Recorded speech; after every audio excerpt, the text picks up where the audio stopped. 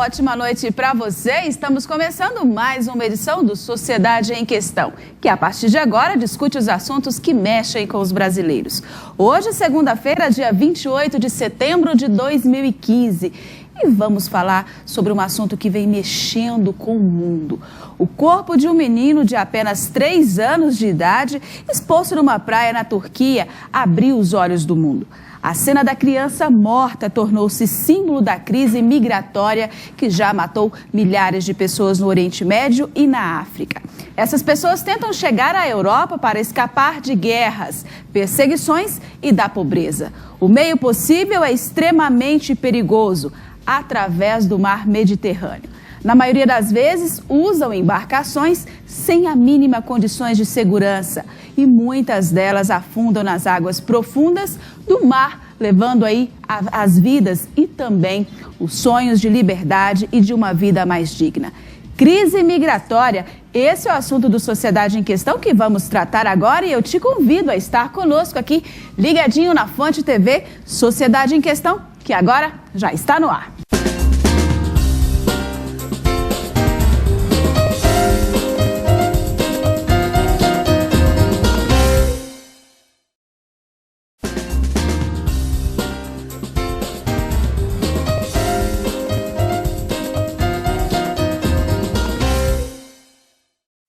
Voltamos com a Sociedade em Questão, que hoje está falando sobre a crise migratória que se instalou em todo o mundo.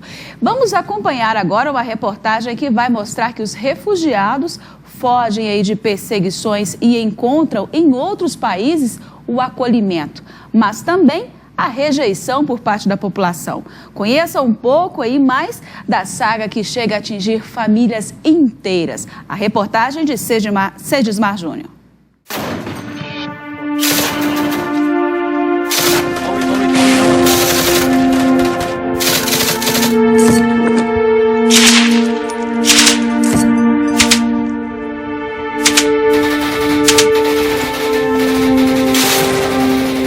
O problema tem tomado grandes proporções e afetado diversos países, principalmente os europeus. Milhares de imigrantes tentam entrar no continente em busca de asilo, vítimas de guerras civis, terrorismo, perseguições e miséria. Eles buscam no continente uma chance de uma vida mais digna, mas nem sempre conseguem chegar em terra firme. Só em 2015, mais de 2.500 pessoas morreram afogadas na travessia, a maioria vinda da África e do Oriente Médio. Essas imagens mostram uma embarcação de pesca contendo dezenas de refugiados no Canal da Sicília. Eles tentavam entrar na Itália. Alguns morreram durante o trajeto.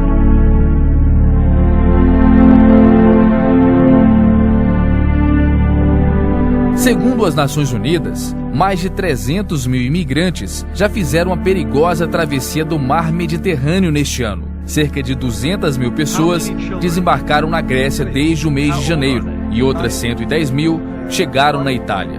De acordo com a ONU, a Alemanha é o país europeu que mais recebe pedido de asilos. Só neste ano, 800 mil pessoas devem chegar ao país. Esta imagem mostra o momento em que refugiados sírios tentam furar o bloqueio policial para entrar na Hungria, a caminho da Áustria. Policiais do país fazem uma barreira para tentar impedir a entrada dos imigrantes. Mulheres e crianças estão nesse meio. No desespero de entrar no país, o conflito torna-se inevitável. Centenas deles tomam as avenidas húngaras, em busca de melhores condições de vida. A maioria dos imigrantes são da Síria, pessoas que tentam desesperadamente fugir da violenta guerra civil que afeta o país. Afegãos e eritreus vêm em seguida, tentando fugir da pobreza e das violações dos direitos humanos. O Brasil também tem sido o destino de refugiados de várias partes do mundo. Veja o depoimento de alguns imigrantes. Eles contam por que deixaram seus países de origem. Bate uma bomba aqui, depois outra. Então nós sabemos que vai ter outra bomba que vai chegar para nossa casa. Fugir a guerra para meu país. Matar homem, pegar mulher para forte, dar criança arma na fogo, tudo. If I had lived there, I wouldn't be alive today. Esse vídeo, divulgado na internet, mostra o desabafo de uma jovem palestina relatando as dificuldades de sua vida como refugiada. Vivendo no Brasil desde o ano passado, ela mostra gratidão pela nação que a acolheu.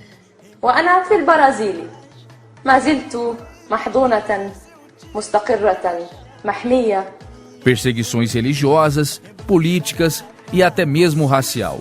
Neste vídeo, alguns refugiados contam como tem sido a vida deles nessa nova realidade. Eu não sou refugiado. Eu estou refugiado. Muitas pessoas sempre acham que nós refugiados fugir do nosso país porque a gente fez uma coisa errada. Mas isso aqui não é verdade. A gente fugir do nosso país para salvar a nossa vida. Refugiado é alguém que já foi perseguido. Refugiado é alguém. Se não bastasse a perseguição nos seus próprios países, eles sofrem agora com a xenofobia, por causa da intolerância de algumas pessoas dos países onde eles estão se instalando. Essa palavra passou a ter um significado expressivo na vida desses imigrantes. De acordo com o dicionário Michaelis, xenofobia significa aversão às pessoas e coisas estrangeiras. Em meio ao tumulto de muitas famílias tentando entrar na Hungria, uma imagem causou indignação em todo o mundo. Repare que esse senhor, com o filho no colo, tenta fugir da ação de um policial. Logo em seguida, ele é interceptado por essa jornalista, que dá uma rasteira no homem, que cai no chão e logo se levanta indignado. Veja em câmera lenta o ato covarde da mulher húngara. Imigrantes, refugiados, pessoas que não conseguiram uma vida digna em seus países clamam por liberdade. Deixam suas pátrias e, na maioria das vezes, são vistos como invasores. O certo é que o problema é grande e está afetando a vida de muita gente que tem um grande desejo: viver com dignidade. Viva, viva, viva Brasil! Viva Brasil! Viva, viva, viva Brasil!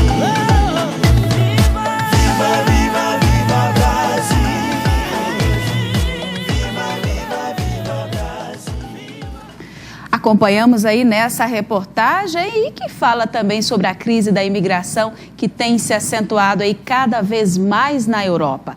A cada dia o número de refugiados cresce mais. A luta é contra a perseguição política e também religiosa em seus países. Mas surge então agora um novo desafio: a discriminação das populações onde estão se instalando. Para nos ajudar, então, a entender um pouco mais sobre essa crise que vem aí sendo instaurada em todo o mundo, nós estamos recebendo aqui nos estúdios do Sociedade em Questão o sociólogo Luciano Mazan, que também é coach, mais uma vez, nos honrando aqui com a sua presença. Muito boa noite, seja bem-vinda mais uma vez. Boa noite, Priscila. Muito obrigado pelo convite, pela oportunidade. Nós é que agradecemos.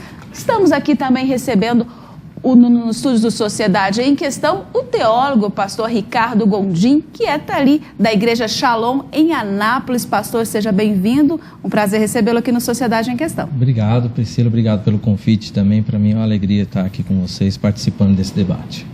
Para enriquecer esse debate, vamos estar aqui falando também com o padre ortodoxo Rafael Magum. Falei certo, padre? Muito boa noite, que também é dirigente aí do movimento de ajuda aos refugiados sírio e libanês aqui no estado de Goiás. É uma honra recebê-lo aqui, padre. Boa noite, seja bem-vindo. Boa noite, também para mim é uma alegria compartilhar esta mesa, este debate que eu acho que vai ser enriquecedor e vai ser um instrumento mais para a população, para poder entender e compreender a dimensão desta problemática que nos atinge a todos.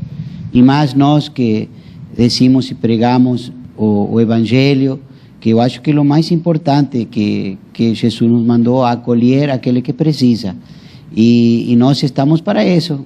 Assim que muito obrigado pela oportunidade de compartilhar esta mesa com meus irmãos, com você, sociólogo, teólogo, e que juntos temos uma grande missão, que é ajudar o que mais precisa. Com certeza, a honra é toda nossa e eu vou começar com o senhor, padre. Já recebemos, né, várias famílias aqui em Goiânia, em Goiás, já refugiados, não é isso, padre? Nós já faz 4 anos que temos pessoas que estão vindo em distintos momentos. Infelizmente, muitas vezes uno toma consciência só da problemática quando se lhe dá meia, não? Mas nós, a igreja, sempre tem que estar, e como está de perto das pessoas, é que acude justamente mais rápido ainda que a meia, não? Em que nós hoje estamos agradecidos porque esta meia está ajudando e está sendo um instrumento. Quando apareceu a criança, todo o mundo se sensibilizou. Mas nós aqui em Goiás já temos quase 60 famílias que vieram em distintos momentos e por ter famílias aqui, sim? Que eu acho que, exceto o caso de Anápolis, que temos aqui um caso de uma família concreta que a igreja lo trouxe, nós aqui acudimos e respondemos a las pessoas que chegaram de lá e que a maioria tem famílias.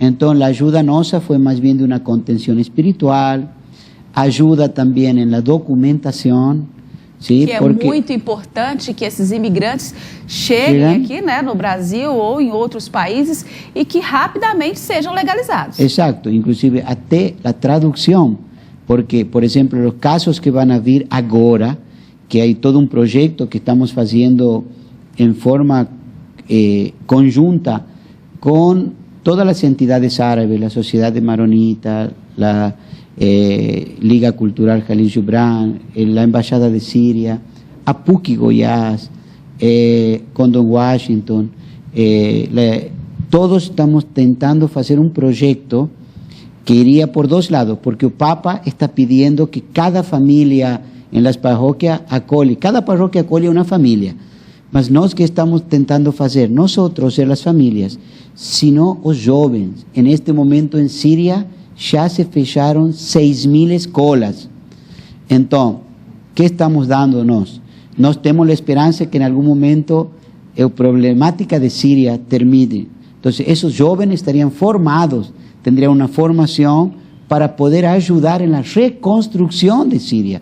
O que não podem ficar é longe da escola. Exato. Isso, aqui em Goiás nós já estamos recebendo cerca de 6.000 jovens, não é isso? Não, nós aqui vamos receber 50 jovens, sim?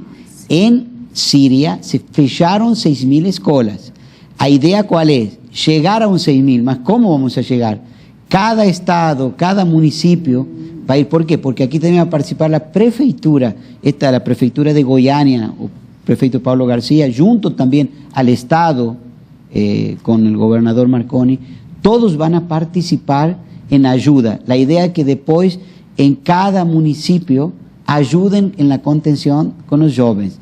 E chegar a um número avançado. Se calcula que de aqui a este fim de ano pode chegar a haver entre 100 a 200.000 refugiados que vengan de Síria.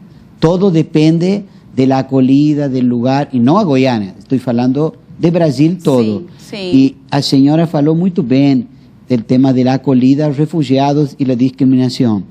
Nós, graças a Deus, Brasil, e isso é o que eu quero colocar em ênfase, que eu acho que este é um momento de falar de lo positivo. Embora o mundo está falando de crises, Brasil é um exemplo para o mundo. Como acolhe os refugiados. E eu posso dar um exemplo concreto. Em Caldas Novas nós temos uma família inteira, 8 pessoas, 8 membros. A escola acolheu os meninos, a secretária de Educação acolheu os meninos, a população ajudou a integração dessa família, e hoje é uma família integrada à sociedade em um ano, só em um ano. É assim, muito se fala, o senhor bem citou aqui, eu acho que o pastor vai concordar, o professor Luciano também, somos um povo muito amoroso, não é isso? Não temos tanta dificuldade em receber esses imigrantes, porque nós temos aqui o nosso famoso jeitinho brasileiro. Eu acho que... Estamos sim em crise econômica, passamos sim por um momento, né, de recessão econômica, mas isso não abala a nossa forma de recepcionar esses imigrantes. Não é isso, professor Luciano?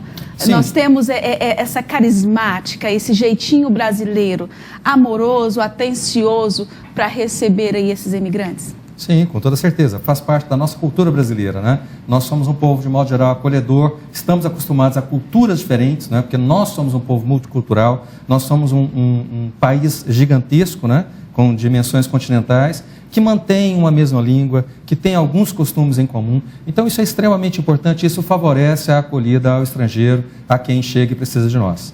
Agora, professor, como surgiu, então, aí essa crise migratória? A gente sabe que nós estamos agora no auge, vamos dizer assim.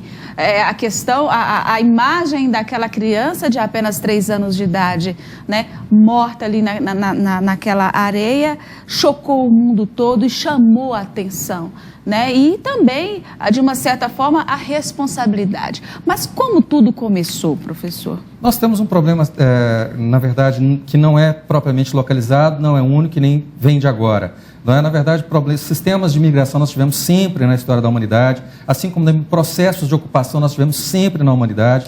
A Europa estava, de fato, já se predispondo a passar por uma transformação grande por conta da diminuição da sua população. Não é? Então, recentemente, inclusive, estava conversando com uma turista que foi até um país europeu e andando por lá disse, olha, você passa por vilarejos inteiros que estão praticamente desocupados, não tem quase ninguém. Então, esse é um processo natural, é claro que aquela terra não ficaria desocupada, mas hoje nós temos uma aceleração desse processo por meio das guerras que estão se desenvolvendo ali. Não é? Então, normalmente tem fundo religioso, com base na religião. No Brasil, para nós brasileiros, é complicado entender isso, porque nós tendemos a separar religião de outros aspectos da vida. Mas, de modo geral, nas outras culturas não é assim. A religião é a primeira forma de explicação e de ordenação do mundo em qualquer cultura. Nós aqui, nós separamos isso. Né? Então, é importante nós levarmos isso em consideração. Agora, esse processo de agravamento é algo com que o mundo todo tem que lidar. E nós podemos tratar isso, pensar isso de forma individual, como você, como cristão, pode lidar com isso. Mas é importante também que o país como um todo, né, que os homens de Estado, né, tenham uma postura e decidam o que é melhor também para a sua própria população no decorrer dos próximos anos. Né? Quer dizer, hoje saiu uma nota da ONU, mencionando, hoje dia 25, saiu uma nota da ONU, mencionando que é importante que o mundo atue para debelar a guerra na Síria.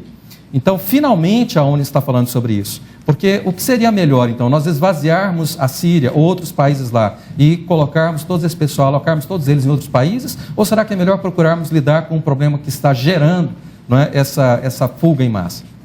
E um dos pontos críticos aí desta crise migratória não é isso, pastor, a questão da crise, dessa perseguição religiosa.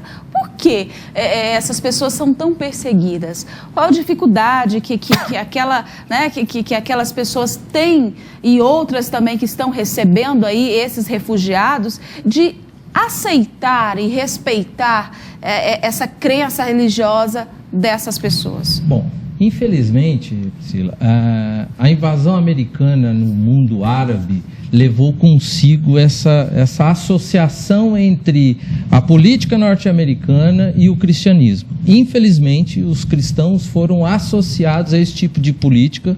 Alguns entendem que a política é correta, outros entendem que a política é errada, mas infelizmente houve uma associação entre os cristãos e esse tipo de política. E aí o que aconteceu? Começou a haver alguns movimentos de pressão contra esses cristãos ali naquela área. A região toda de maioria muçulmana. Os que estão saindo ali entre em parte cristãos e em parte também muçulmanos, que fogem de uma guerra civil e outros que estão fugindo de um país desmantelado por uma guerra que foi o Iraque. E o Iraque hoje é um país sem governo, um governo fraco que não consegue conter, precisa de ajuda internacional para conter os rebeldes do Estado Islâmico.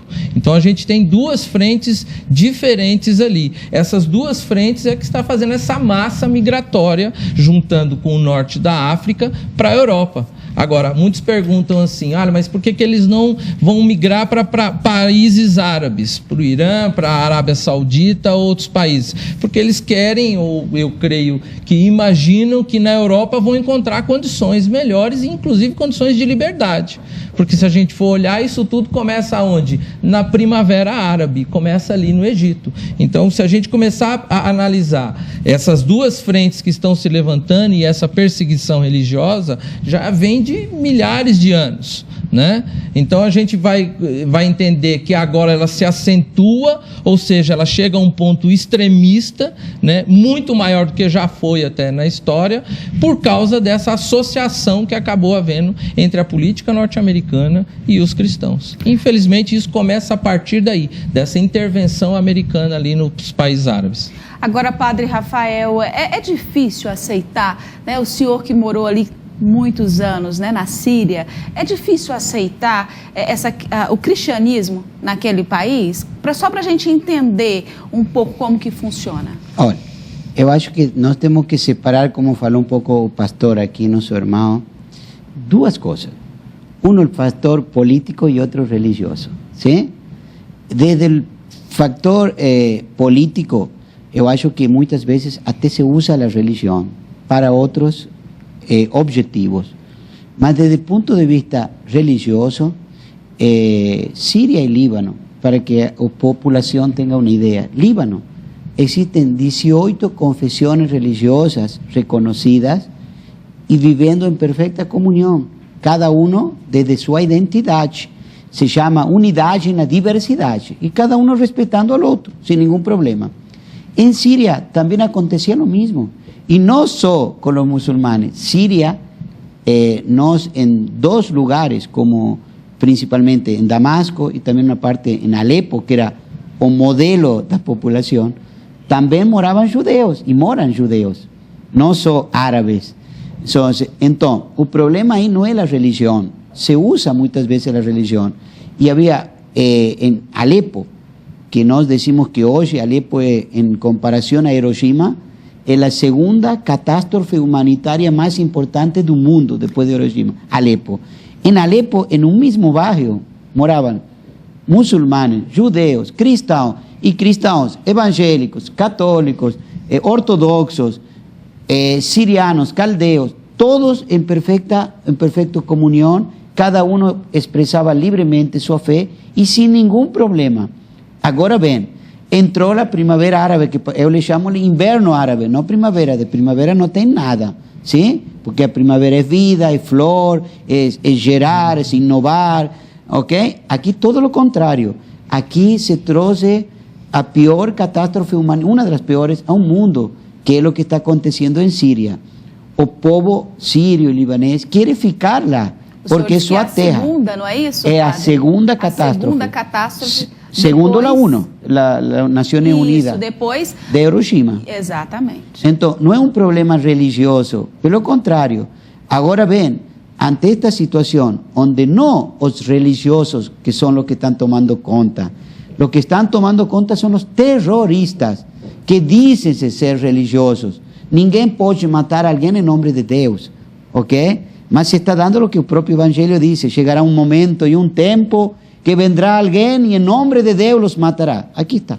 Este es uno de los tiempos donde alguien en nombre de Dios nos está matando y diciendo que, entre aspas, ¿sí?, llevan a Allah, Dios. Eso no es la religión, y cualquier religión seria. Lo primero que enseña es el amor. Lo primero que enseña, y la ley mayor, es aceptar al otro como es. Y en Siria y Líbano, siempre, inclusive para Medio Oriente, son un espejo y un ejemplo para los demás países árabes que no tienen esa convivencia religiosa. Por ejemplo, en Arabia Saudita, que entre aspas también dice ser liberal y acepta la idea americana. En Arabia Saudita, nos los cristianos no podemos pregar libremente nuestra fe, mas en Siria y Líbano sí. Entonces, justamente lo que vimos y estamos viendo es que nos pedimos a un mundo entero que nos ayuden a que los cristianos puedan ficar lá. Mas enquanto os cristianos no pueden ficar lá, nós no podemos ser utópicos en el sentido de só ficar en la idea, ser concreto y ayudarlos, acolherlos y colocar en práctica la ley mayor que es el amor, que es la acogida. Nos vamos a acoger a nuestros hermanos con las esperanzas de que eles possam voltar a suas terras. São Paulo caminhou por las tierras de Damasco, a capital más importante del mundo, que era São Paulo, se convirtió al cristianismo. Ahí en Siria nació el alfabeto. En el Líbano tenemos una de las primeras constituciones mundiales. O sea, estamos hablando de países, de cultura milenaria, de tradição religiosa milenária. O primeiro milagre que fez Jesus foi em Caná de Galileia, no Líbano. Ou seja, caminhos por onde Jesus colocou seus pés. Poderíamos dizer terra santa mesma, porque Jesus la santificou. Então, nós que pedimos a Jesus que Deus ilumine a los responsáveis, como a ONU e outros responsáveis internacionais, para que tomem ciência e ajudem ao povo de lá, que está na pior crise humanitária mesma. E é assustador, temos aqui os dados, né? O coordenador regional de refugiados do Alto Comissário aí das Nações Unidas para os Refugiados fala aqui que na última sexta-feira que não espera, na opinião dele aí, a redução no fluxo diário de cerca de 8.000 refugiados por dia que estão chegando na Europa. É um número muito grande, né? Isso alertou aí todos, porque segundo ele é apenas a ponta do iceberg. Né? O vice-coordenador humanitário ali no Iraque diz que cerca de 10 milhões de pessoas no Iraque devem precisar de ajuda humanitária até o final deste ano. Ou seja, mais de 3 milhões já foram deslocados ali do seu país. Professor, é apenas a ponta do iceberg, como disse ele. O que nós podemos esperar dessa crise? Como disse bem aqui, né, o padre, que é a segunda maior catástrofe. Sim, como disse, acho que em primeiro lugar, assim, individualmente nós podemos ter as nossas ações, não é? E isso é muito importante, cada um segundo as suas próprias convicções em relação ao que está acontecendo. Mas é muito importante que haja de fato uma postura como Estado, não é? Que os países que estão vendo isso acontecer, em que inclusive tem um discurso humanista, que de fato mostrem o que acreditam, o que pensam, não é? Para que possam agir e ajudar a debelar esse problema pela raiz, até porque esse problema não está restrito lá. Não é o que nós estamos dizendo, quer dizer, você tem uma movimentação, um deslocamento de massas humanas muito grandes. Essas pessoas estão indo para outros lugares, isso é um problema em todos os sentidos. Por mais que o indivíduo seja muito bem recebido, por mais que ele seja muito bem posicionado, como uma família que foi mencionada agora, mas provavelmente se você perguntasse para eles a princípio, olha, se você estivesse tudo em paz, você sairia ou ficaria? Certamente diriam, não, eu ficaria. As pessoas gostariam de permanecer no seu próprio país, na sua própria língua, no lugar onde nasceram, onde seus avós foram criados, onde a sua história está. Então é muito importante que se pense sobre isso, não é? Que ação como governo, ação como Estado, não é? O que nós gostaríamos que o Estado fizesse em relação a isso. Tá? Individualmente nós podemos e devemos apoiar as pessoas que estão passando por dificuldade. Aliás, levando em consideração, mais uma vez, né, a questão da fé como pauta, o discurso do nosso padre querido aqui que está conosco, dizer, o amor é um princípio cristão importantíssimo. Será que o é da mesma forma para todas as demais culturas religiosas? Então, assim, é muito importante que nós consideremos isso. Se a nossa cultura cristã é uma cultura de amor, então que individualmente nós possamos agir. Mas como Estado, que postura nós devemos tomar em relação a isso? Agora fica aqui uma outra questão, Padre Rafael, Pastor Ricardo, Professor Luciano. A França, né, o premier aí falou em coletiva no último dia 24 que vai receber mais 30.000 refugiados apenas. Segundo ele, o país já recebe aí 200.000 cidadãos através das reuniões aí de famílias e programas de estudo, migração econômica também no país. Tá vendo aquele jogo de empurra e as pessoas estão deixando de se preocupar, né? As lideranças estão deixando de se preocupar aí com a real situação. Essas pessoas não têm para onde ir, elas estão desesperadas. Milhares e milhares de pessoas, centenas e centenas de pessoas morreram ali no mar Mediterrâneo, tentando o quê? tentando sobreviver, tentando buscar um refúgio, porque não consegue sobreviver com a sua família ali no seu país. É um jogo de empurra-empurra. O que está acontecendo? O amor ali, eles estão pensando mais como Estado, como país, e não, né, nesse momento crítico de acolher esses irmãos que estão nesse momento de crise. O que a gente pode falar sobre isso?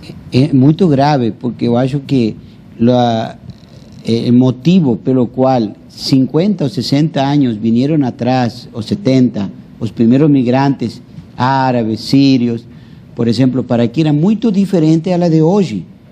El motivo anterior era un tema de buscar una mejor calidad de vida, ¿sí? Hoy es desesperación, hoy es vida o muerte. Eso es lo que yo acho que a población mundial tem que tomar ciência. Hoje é um tema de vida ou morte. Tem até um refugiado que uma dessas entrevistas fala ali que não sabe o que é pior. Ficar na Síria e tentar sobreviver ou morrer no mar Mediterrâneo. Exato. Então, ante essa situação, eu acho que nós temos que, como cristãos, temos que tomar uma posição. E a primeira posição é: vamos a responder a las necesidades y después se farán los grandes proyectos megalúmenos, ¿no?, que nós temos proyectándonos. Mas hoy las personas estamos pasando a ser números, pesquisas, ¿no? Tal país tanto, tal país tanto, tal país. Eu acho que tem que chegar un momento que nós no podemos dirigir la situación con pesquisas. Temos que ser más concretos y más humanos. Humanizar a cultura. Jesus se fez humano para não ser divino. Não podemos ser divinos se não somos primeiro humanos. Primeiro passo. É isso mesmo, né, pastor Ricardo? Aqui, nessa nota do Premier também, ele fala que os 28 países membros da União Europeia planejam receber no total 160 mil refugiados, ou seja, perto dos mais de 3 milhões. Isso é um número irrisório, né? Se a gente for olhar, é utópico a gente imaginar que a comunidade europeia vai se mobilizar e vai receber todas essas pessoas. Isso não vai acontecer. Infelizmente, provavelmente eles vão esperar isso esfriar um pouco, vai colocar esse povo num gueto qualquer e vão esquecer essas pessoas. Se nós, eu acho assim, na minha opinião, a única forma que nós temos de tentar ajudar na situação, porque atitudes isoladas nós trazemos 6, 60, 50, mas isso é muito pouco perto do montante de gente que está sofrendo. Então eu acho que assim, a única coisa concreta mesmo que nós podemos fazer hoje é pressão sobre os organismos internacionais, sobre esses governos, para que eles tomem uma atitude. Porque se você for analisar bem, só começaram a se movimentar depois que uma cena de uma criança morta na praia chocou o mundo. Até ali a comunidade estava se reunindo, a partir daquele momento sim que começaram a se reunir os primeiros ministros, os presidentes daquela comunidade e tentar encontrar um caminho. Mas como você falou, infelizmente é muito pouco. Receber 60 mil, 50 mil, 30 mil naquele universo é muito pouco perto dos 3 milhões. 160 mil refugiados perto dos 3 milhões e 200 mil, né, que é a estimativa aqui do coordenador regional dos refugiados das Nações Unidas. É quase nada. Posso dar é falar muito sobre números e não sensibilizar ao que aquelas pessoas estão passando. Por isso que eu creio, assim como você havia já perguntado, que o Brasil tem muito a ensinar para a Europa agora. Até para os norte-americanos, porque nós vivemos modelos importados dos europeus durante 400 e poucos anos, vivemos modelos norte-americanos durante 50 anos, mas agora a nossa sociedade tem condições de demonstrar para eles qual o modelo correto. Porque eu vi um sociólogo italiano que esteve no Brasil, Domenico De Masi, se não me engano o nome, ele esteve aqui e deu um dado muito interessante. Aqui nós temos o tamanho, o território 4 vezes maior que a comunidade europeia. E nós abrigamos aqui etnias 2 vezes maiores do que as que estão lá. Nós temos um fluxo migratório aqui desde que começamos. E aqui assim, uma das premissas básicas do brasileiro é receber muito bem. Então você não encontra assim, talvez um sírio reclamar do Brasil, um árabe, um italiano, um japonês, enfim, um alemão, qualquer uma etnia que chega ao Brasil e encontra acolhimento. Isso por quê? Porque é um país de totalitário cristão. Se a gente for retirar ali, se a gente juntar católicos e protestantes e evangélicos, nós temos um país cristão. Então nós temos muito a ensinar a eles. Agora, pensar que nós vamos conseguir contribuir recebendo alguns, a gente pode dar remédios paliativos, mas contribuir mesmo se nós pudéssemos pressionar os organismos internacionais e esses países a dar abrigo mesmo. Com certeza somos um país abençoado, um povo cristão que acima de tudo pensa que com o seu amor, com o amor de Jesus, né, que ele nos ensinou. Vamos fazer um breve intervalo e voltamos já já.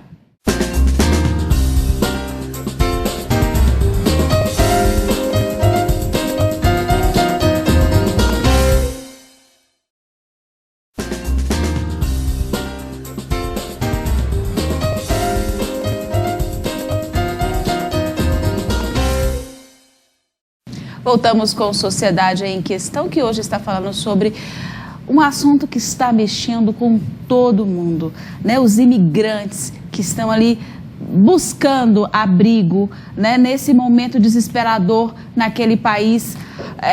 Padre, eu volto a falar com o senhor, é um momento muito difícil, né? Deixar o seu país, a sua cultura, né? É um momento de muito desespero para essas pessoas, padre. O que a gente pode dizer que essas pessoas estão sentindo no momento, né? Recentemente vimos aí uma cena lamentável, a qual eu, como jornalista, realmente, e com certeza todos os nossos colegas repudiaram aquela cinegrafista, né? Chutando primeiro uma menina e posteriormente um senhor de idade com o seu neto ali no colo. Por que esses europeus... Eu vou fazer aqui uma crítica direta. Por que os europeus se acham tão importantes, tão superiores, né? E tratam essas pessoas de uma forma, assim, absurda, para não dizer outra palavra? É um tema bastante profundo. Eu acho que o pastor e o sociólogo falaram de a cultura brasileira. E eu falo também da cultura latina. Eu acho que na cultura latina está a semente de Cristo. Está essa semente de Cristo que não ficou só no humano. Passou a ser humano e divino. Europa se humanizou tanto e se estruturou tanto que se romanizou. Quando eu falo de romanizou, é ficar em uma lei, ficar em uma estrutura. Eu cumpro com tal estadística, eu cumpro com tal requerimento. E muitas vezes esquecem o essencial, que é o que dizia um grande filósofo griego, quando caminhava com uma lupa em meio de um mercado.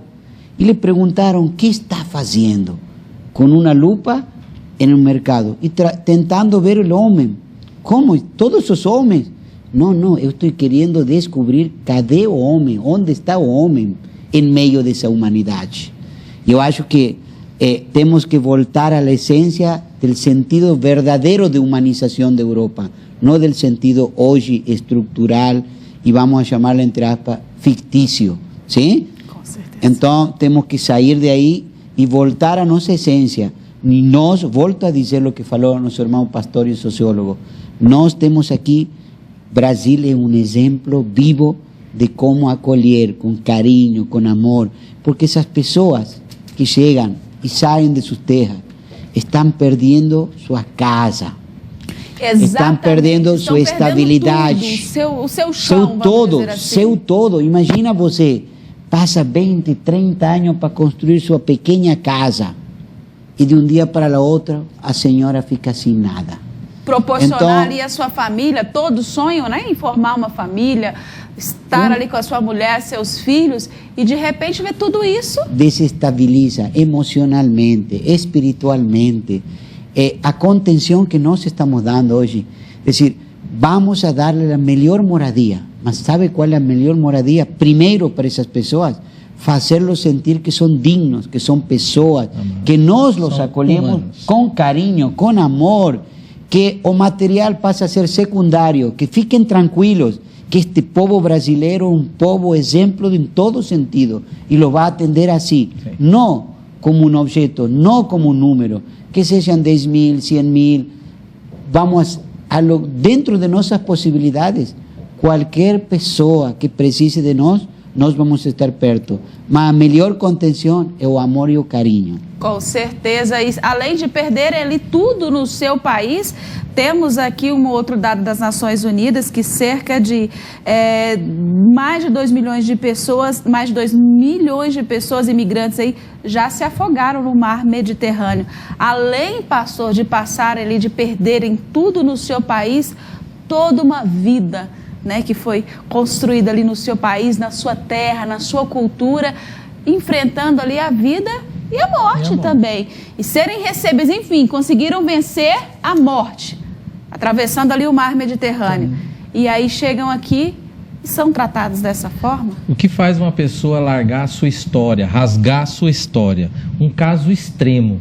Então essas pessoas estão fugindo do extremo. Elas estão fugindo buscando uma chance de vida. E isso faz, como o padre falou, com que aquela pessoa perca toda a essência do seu ser ali. Toda aquela sua história de vida, ela larga, deixa para trás, foge, assume riscos enormes. E você pode ver em qualquer cena que transmitam, que a mídia mundial transmita, você vê pais carregando os filhos, correndo, mães com crianças chorando no colo. Enfim, eles fogem do caos. E aí a gente tenta entender o que faz o ser humano chegar a esse nível.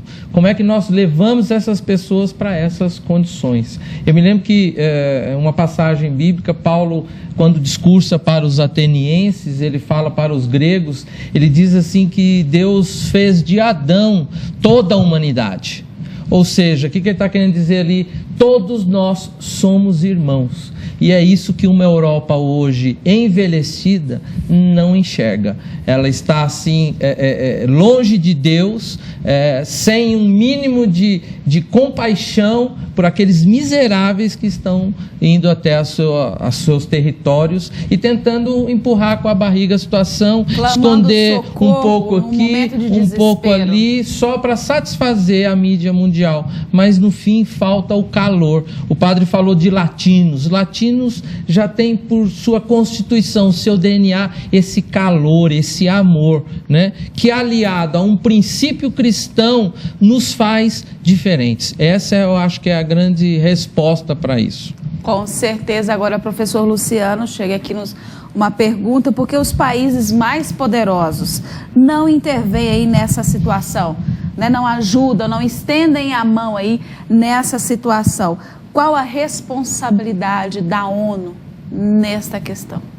Eu acho que não só da ONU, mas como de todos os países que são importantes no mundo, eles devem realmente tomar uma atitude em relação à causa do problema, né? Ou pelo menos a quem é causador, aos poderosos ali da região que estão causando o problema. Aliás, é importante a gente lembrar nesse momento que não são cristãos que estão perseguindo aquele pessoal, né? Não são cristãos que estão lá acabando com as suas cidades e com as suas condições de vida e fazendo com que eles fujam para todo lado.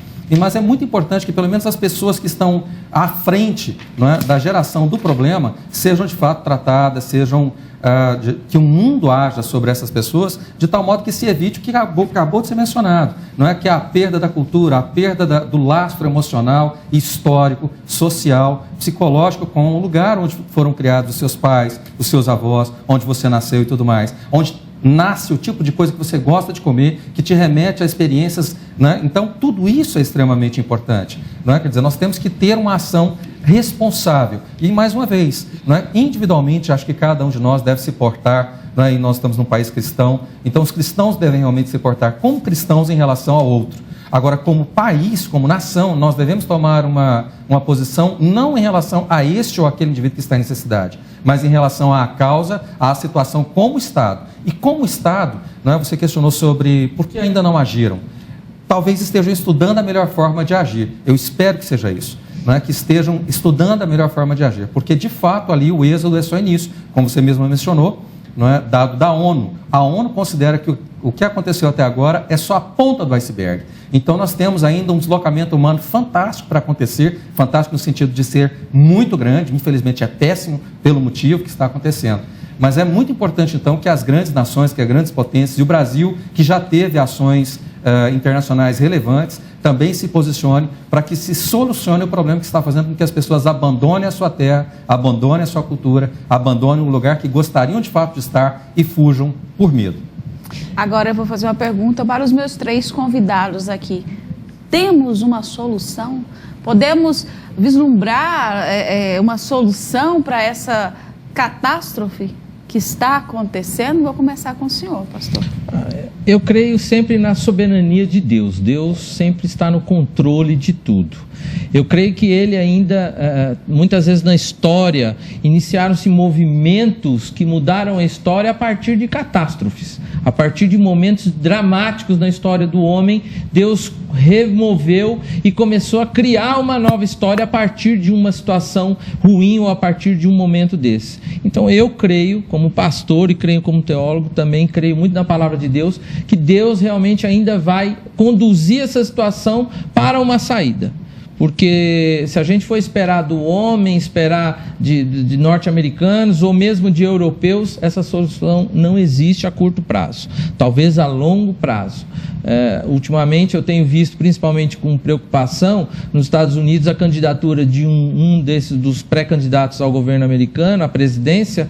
Ele tem falado que uma das atitudes, e tem ganhado votos com isso, dele seria extraditar todos os imigrantes ilegais. Imigrantes ilegais hoje nos Estados Unidos são cerca de 10 milhões. Então teríamos um grupo muito maior migrando para onde? A partir dos Estados Unidos. Então, assim, se a gente for esperar, que é a maior potência. E é quem é o responsável parte por essa crise e quem não quer tomar atitude nenhuma. Então eu creio que a única solução é a gente esperar em Deus, mas como cristão pressionar esses organismos internacionais para que eles tomem uma atitude diante desses governos que estão perseguindo essas pessoas. O governo sírio hoje é apoiado pela Rússia, né, que é um país extremamente também xenofóbico, que não vai aceitar nenhum refugiado ali. Então o governo sírio se recorre à Rússia porque os Estados Unidos já abriu mão. Os Estados Unidos já abriu mão do Iraque. O Iraque está enfraquecido, o Estado Islâmico tem crescido lá. Quer dizer, se a gente for depender deles para alguma solução, não existe. Então a gente tem que contar com Deus. Eu acho que a gente tem que esperar em Deus, se mobilizar em Deus, e Deus tem o controle da situação. Com certeza. E na opinião do senhor Padre Rafael, existe solução? Ela está próxima? O que precisa ser feito de imediato, né, para pelo menos amenizar? Primeiro, eu acho que se falou muito de Nações Unidas, da ONU. Primeiro, a ONU teria que tomar uma atitude urgente na parte humanitária, porque uno não pode falar de Deus se a pessoa está com fome. Primeiro, lo urgente. Y en cuanto a lo urgente, le levamos la palabra de Dios. Lo urgente que hoy el ejército sirio, del Estado oficial sirio, se está convirtiendo en héroes. ¿Por qué? Porque a ONU, solo en ayuda humanitaria para el 2015, proporciona un 30% de lo que realmente la población está precisando. O sea, o ejército sirio, en la situación que está, tiene que proporcionar un 70%. En la verdad, son héroes mismo, y héroes más lo que pueden ficar ahí.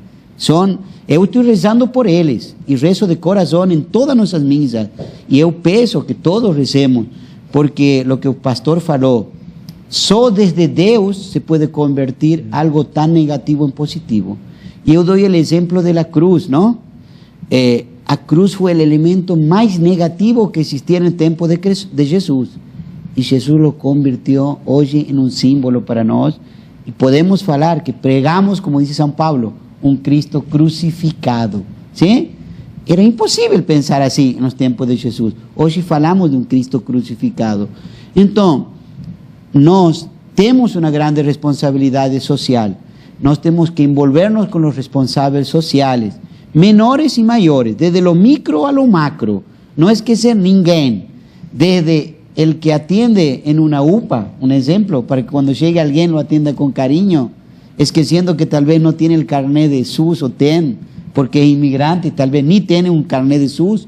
lo acolhe com carinho. Esquecendo quem são, apenas recebendo com amor, com carinho e com amor, atenção que eles precisam nesse até momento. o responsável maior, que são os governantes, os países de Medio Oriente, los países de Europa, los países que se llaman del grupo base, el grupo 5, el grupo que decide por el mundo, ¿no? El grupo que decide por el mundo. Entonces, a esas personas nós temos que decir, chega. Este é um momento de dizer para eles até onde quer chegar a humanidade. Tocamos chão. Este é um momento de levantar-nos, sim? É um momento de levantar-nos com dignidade e colocar a homem onde Deus colocou. Olhe a Santa Bíblia. Deus lo criou a ele no 6º dia, homem, com grande sabedoria, pensando em que toda a criação está ao serviço desse homem. E o homem no 7º dia diz, obrigado, Senhor. Mas hoje o homem, na prática, está quase no último lugar, está no número, está na estadística, está muitas vezes pensando nos interesses pessoais de alguns poucos para beneficiar-se menos poucos, para que os muitos ou todo o mundo, o que sempre falamos, a mala distribuição das riquezas. Já um santo falava, não? Que dizia assim, São Basílio, no século IV, doutor da igreja também, dizia, se o homem se conformara realmente com o que precisar para viver, ou para viver, não haveria nem ricos nem pobres. Eu acho que também a ambição humana nos levou a onde nos levou. O poder, não? Onde está o poder? As pessoas têm que voltar ao verdadeiro poder, ao Senhor, a Deus, ao coração. Se todos voltamos a Deus, o mundo melhora. Então temos que tocar as pessoas desses poderosos e que Deus toque esses corações. Com certeza. Agora, professor Luciano, na opinião do senhor, falando ali da área, da parte social, existe solução? O senhor consegue vislumbrar ali que está próxima? Podemos dizer assim, falar em anos? O que a gente pode dizer na opinião do senhor? Existe solução? Ela está próxima? Olha, a solução existe, mas próxima é difícil. Então, é claro que algo pode acontecer, mas é improvável. Porque nós temos ali movimentos que nós não... De novo, para o brasileiro é difícil entender isso, porque nós somos um povo só. Então, nós não temos no nosso meio vários grupos que são diferenciados uns dos outros, que lutam uns contra os outros e que, tendo oportunidade, farão isso, não é? Que às vezes se odeiam, não é? Por motivo esse ou aquele, e que, tendo instrumento, vão de fato partir para a guerra e vão partir para a morte uns dos outros. Então, no Brasil, nós não temos isso. É difícil para nós concebermos isso, é difícil para nós entender que isso está acontecendo, que isso de fato não é uma realidade. Então, é importante nós pensarmos que há outros fatores que estão ligados aí, não é só uma questão de decisão econômica, não é só uma questão de decisão política, mas é uma questão de decisão política, sim.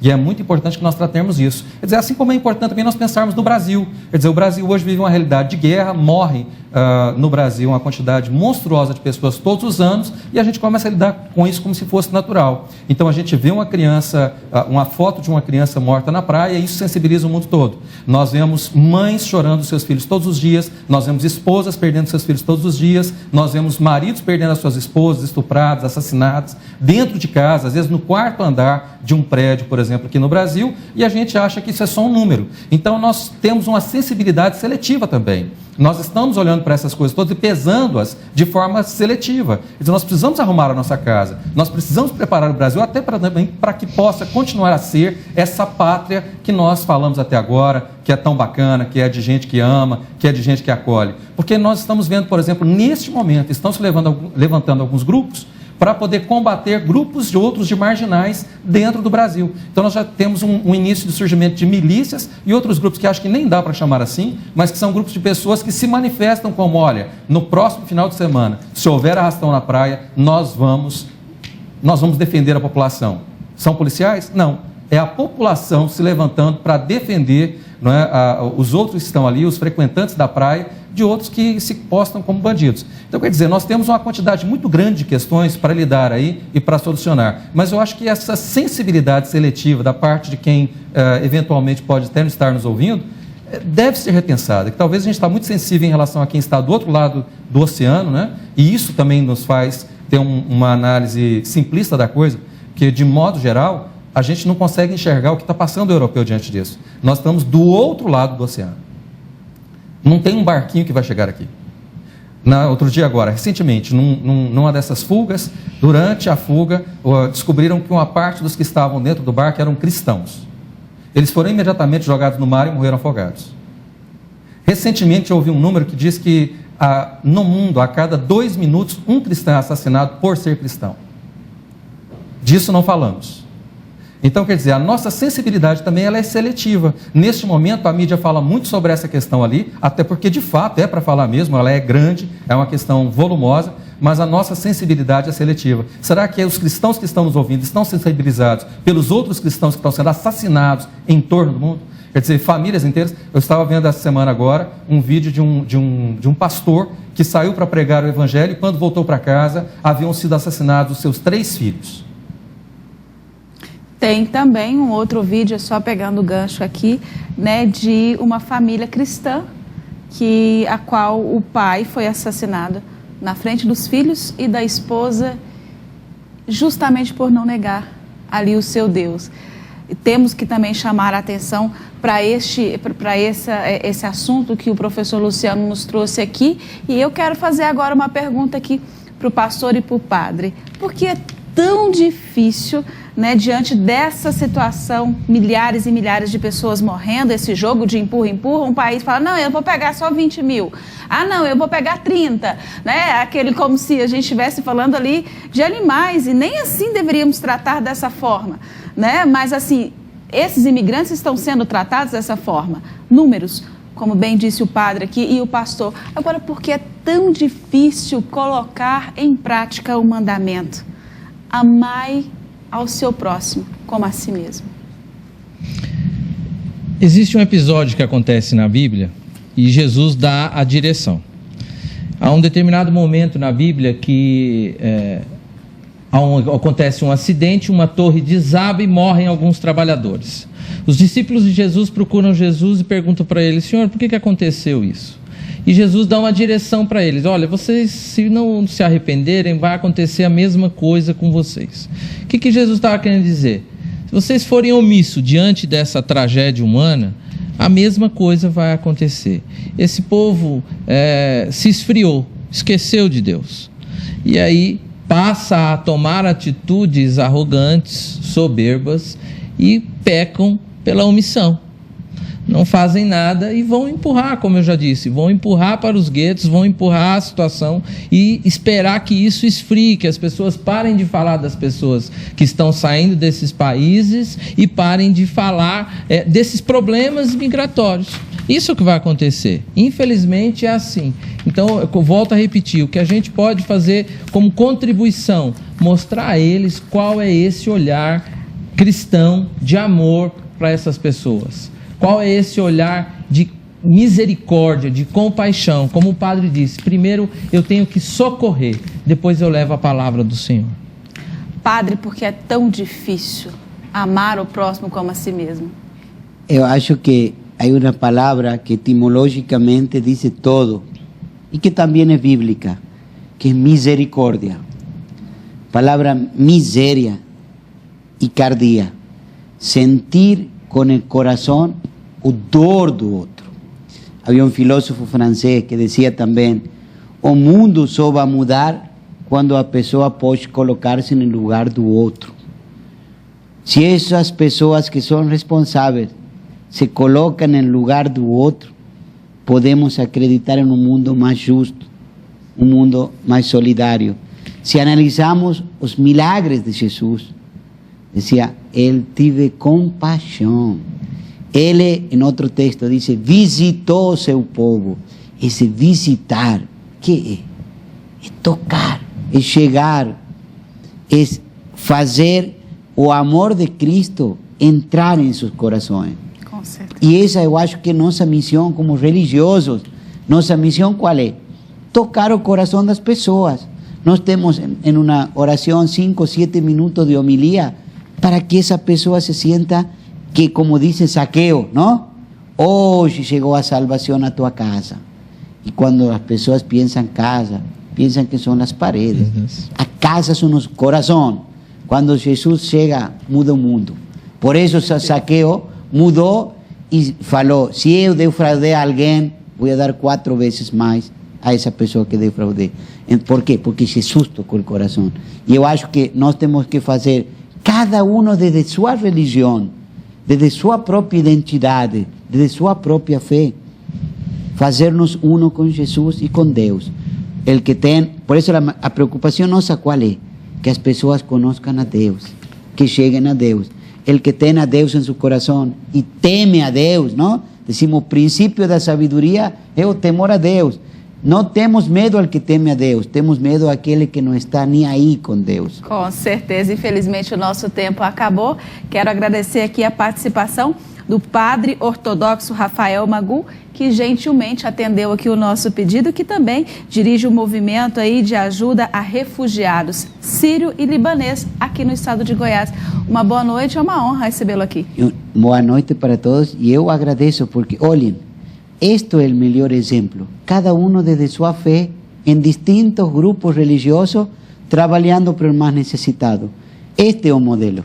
Obrigado. Com certeza. Quero agradecer também a participação do professor Luciano Mazan, sociólogo e também coach e palestrante, mais uma vez que atendeu o nosso pedido. Boa noite, obrigada pela participação. Estou sempre à disposição, muito obrigado pelo convite.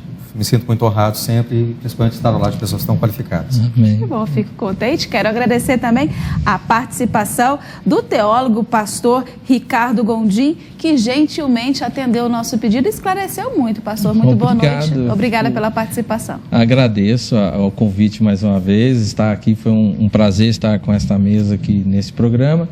E eu queria deixar uma frase. O padre tocou num assunto, me veio recorrente aqui. Quando ele falou acerca de Jesus, eu me lembrei que em certo momento um cego corre a ele e grita assim: Filho de Davi, tem compaixão de mim. Esse compaixão, também etimologicamente, olhando essa palavra, o com significa junto e o paixão, sofrimento. Ele grita para Jesus dizendo assim: Jesus, vem sofrer comigo. Eu acho que essa deveria ser a nossa atitude diante dessa situação. Vamos sofrer com essas pessoas. Com certeza. E eu quero agradecer também a sua companhia nessa segunda-feira, nesse finalzinho de segunda-feira, que nos acompanhou em mais esse Sociedade em Questão, que hoje fica por aqui. Voltamos na semana que vem com novas discussões sobre o universo das relações humanas. E para encerrarmos o programa de hoje, vou deixar para você uma citação bíblica que está lá no Sermão da Montanha, em Mateus capítulo 5, versículo 10. Bem-aventurados os que são perseguidos por causa da justiça, porque deles é o reino dos céus. Uma ótima noite a todos, uma semana abençoada. Aguardo vocês na próxima segunda. Até lá!